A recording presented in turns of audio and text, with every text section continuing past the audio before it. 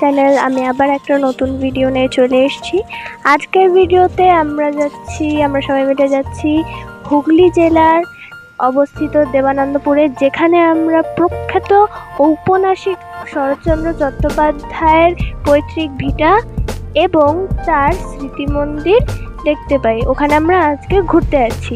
আজকে আমার এই ভিডিওর সঙ্গে কোলাবোরেশন করেছে আমার মা। হ্যালো বন্ধুরা, আজকে আমি আমার মেয়ের সাথে এই ভিডিওতে কোলাবোরেশন করছি। আজকে আমরা যাচ্ছি শরৎচন্দ্রের বাড়ি দেবানন্দপুর। ওখান দিয়ে আমরা টোটো করে গেছি। ওখান দিয়ে যাওয়ার পথে বাদিকের একটি মাঠের মধ্যে অবস্থিত একটা বড় বজরংবলীর মূর্তি রয়েছে। আমরা শরৎচন্দ্রের প্রথমেই গেলাম স্মৃতি মন্দির। ওখানে শরৎচন্দ্রের জীবনীর প্রায় অনেক কিছু ওখানে ছড়িয়ে ছিটিয়ে রয়েছে। ওনার ছোটবেলার বিদ্যালয়, ওনার ব্যবহৃত বাড়ি, ওনার রাখা আর অনেক কিছু, এবং উনি যেই মাঠে খেলাধুলা করতেন, ওনার বাড়ির সামনে দিয়ে যাওয়ার পথে একটি শিব মন্দির। ওই দেবানন্দপুরটা জুড়েই রয়েছে শরৎচন্দ্রের প্রচুর পরিমাণ, প্রচুর স্মৃতি। তো আমরা এখন প্রথমেই গেলাম আমরা একটা ওই স্মৃতি মন্দিরে, যেটা ওখানকার একটা মিউজিয়াম, যেখানে শরৎচন্দ্রের লেখা বিভিন্ন হাতের লেখা বিভিন্ন নিজের পাণ্ডুলিপি, বিভিন্ন বইয়ের ও উপন্যাসের পাণ্ডুলিপিগুলো রয়েছে, বিভিন্ন চিঠিপত্র রয়েছে, এবং ওনার সাথে বিভিন্ন লেখকদের যে একটা সম্পর্ক ছিল, তাদের লেখা অনেক চিঠি ওখানে রয়েছে। রবীন্দ্রনাথ ঠাকুরের সাথে যে ওনার একটা ভালো সম্পর্ক ছিল, সেই তাদের লেখা চিঠি এবং ওনাদের নিজস্ব ছবি এবং ওনার ব্যবহার করা বিভিন্ন রকম জিনিস ওখানে রয়েছে। তাছাড়াও ওখানে দেখানো হয়েছে ছোট ছোট মাটির স্ট্যাচুর মাধ্যমে যে ওনার জীবনীটাকে ওখানে দেখানো হয়েছে, এবং ওই স্মৃতি মন্দিরে বিভিন্ন উপন্যাসিকদের ছবিও রয়েছে এবং তাদের সম্পর্কেও অনেক কিছু ওখান থেকে জানা যায়। তাছাড়া এইখান থেকে জানা যায় ওখানকার সামাজিক যে তখনকার সময়কার শরৎচন্দ্রের সময়কার যে আমাদের সমাজের যে অবস্থা ছিল, এবং এই সমাজের উপর বেস করে উনি যেসব লেখাগুলো লিখেছিলেন, সেইগুলো এখানে আসলে বেশ ভালোই বোঝা যায়। কারণ ওখানে অনেক কিছুই তুলে ধরা হয়েছে এবং ওনার হাতের নিজস্ব লেখা এখানে রয়েছে, এবং ওনার হাতের নিজের আঁকা ছবিও এখানে রয়েছে, এবং ওনার ছোটবেলার জীবনটা উনি কিভাবে কাটিয়েছিলেন এখানে আসলে অনেক কিছুই জানা যায়।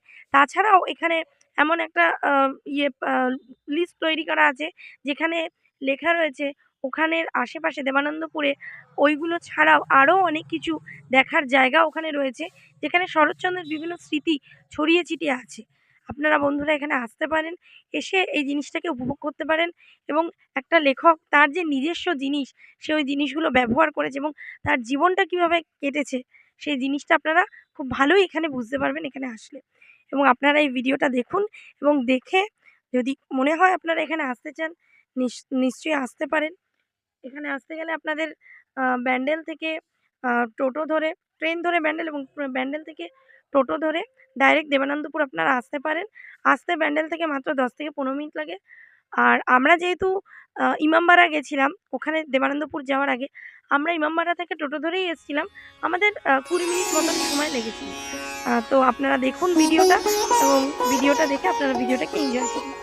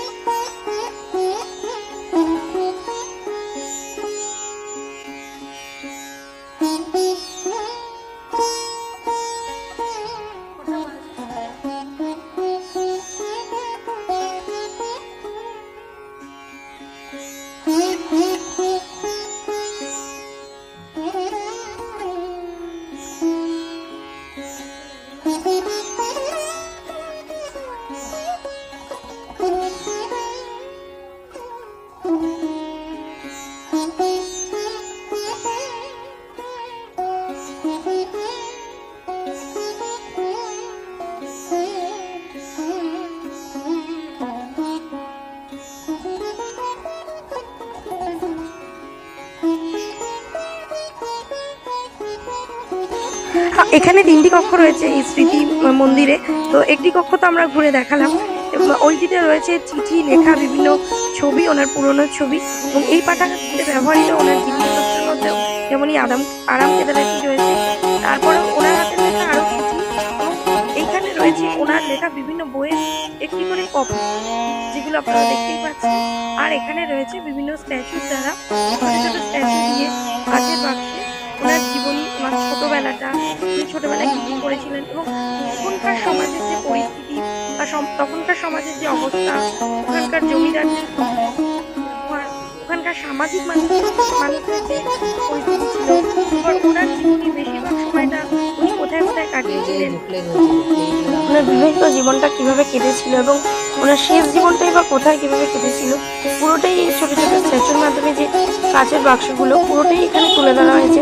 তাছাড়া ওনার গল্পের যে বিভিন্ন প্রেক্ষাপট, যেমন লালু, সতী, গৃহদাহ, বড়দি, মেজদি, এই ছবিগুলো দেখলে বা এই স্ট্যাচুগুলো দেখলে বোঝাই যায় যে তখনকার সমাজের বিভিন্ন প্রেক্ষাপট থেকেই যে নিয়ে ওনার গল্পগুলো লেখা ছিল, এবং উনি যে এইসব জিনিসগুলোকে উপভোগ করেছিলেন, শ্রীকান্তর যে যতগুলো ভাগ আছে, তো এইগুলো দেখলে বোঝাই যায় ওনার উপন্যাসে ওনার জীবনের বেশ প্রভাব পড়েছিল। এবং এই বক্সগুলোর উপরে প্রতিটা জায়গায় বিভিন্নভাবে তুলে ধরা হয়েছে যে এই বক্সগুলোকে কি বোঝানো আছে, কোন স্ট্যাচু দ্বারা কি বোঝানো হয়েছে।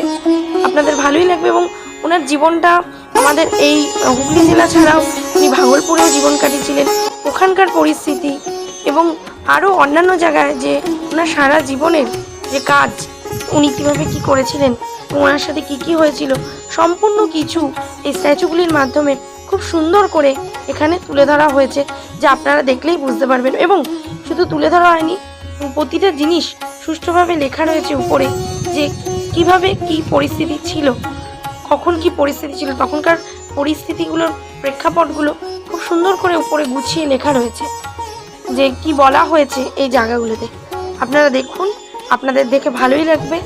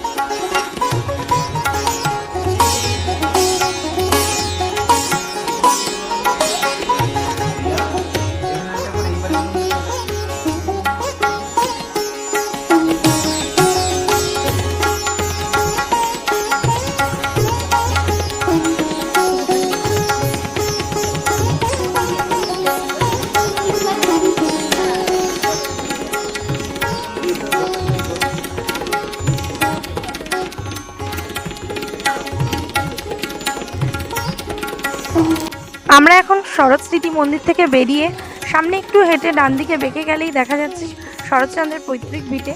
একটুখানি হেঁটে গিয়ে আমরা ঢুকলাম ওখানে ঢুকতে কোনো প্রবেশ মূল্য লাগে না। ঢুকে গিয়ে দেখা যাবে সোজা একটি কথা সাহিত্যিক শরৎচন্দ্রের একটি স্ট্যাচু রয়েছে এবং তার পাশেও একটি ফলক রয়েছে লেখা। বাড়িটাকে এখানে খুব সুন্দর করে সংরক্ষণ করা হয়েছে, দেখেই মনে হচ্ছে নতুন রং করা হয়েছে। বাড়ির ভেতরে ঢোকা যাবে কিন্তু বাড়ির ভেতরে ঘরে ঢোকার কোনো ব্যবস্থা এখানে নেই। চারদিকে বাড়িটি খুব সুন্দর বাগান দিয়ে ঘেরা এবং চারদিকটা পাঁচিল দেওয়া এবং বাড়ির আশপাশটায় খুব সুন্দর বাগান, ফুলের বাগান, বিভিন্ন রকম গাছপালা রয়েছে এবং বাইরে বসার প্রচুর জায়গা রয়েছে। আপনারা ওখানে গিয়ে বসতে পারবেন এবং বাড়িটাকে ঘুরে দেখতে পারবেন। ওখানে একটি বাথরুম রয়েছে কিন্তু ওটা ইউজ করা যাবে না, ওখানে কোনো জলের ব্যবস্থা নেই। হয়তো কোনো দেখাশোনার লোক ওখানে রয়েছে, তবে আমরা যখন গেছিলাম কোনো লোক আমরা ওখানে দেখিনি। তবে যেটুকু শুনতে পেলাম যে ঘরের ভিতর ঢোকার কোনো ব্যবস্থা নেই। অনেকগুলি কক্ষ রয়েছে, জানলা দিয়ে উকিঝুঁকি মেরে যেটুকু দেখা যায় সেটুকু কিছুই দেখা যাচ্ছে না। ভেতরটা খুব অন্ধকার ছিল। আমরা বাইরে অনেকক্ষণ ছিলাম এবং বাইরে বসেও ছিলাম, অনেক ছবি তুলেছি এবং সাথে কিছু সেলফিও নিয়েছি, ভিডিও করেছি। করে তারপর আমরা ওই বাগানে খানিকক্ষণ বসে ওখান থেকে আমরা বেরিয়ে এসেছি। বিকেল টাইম ছিল, সুন্দর হাওয়া দিচ্ছিল, ভালোই লাগছিল এবং ওখান থেকে আমরা রওনা দিয়েছি আর অন্য জায়গায়।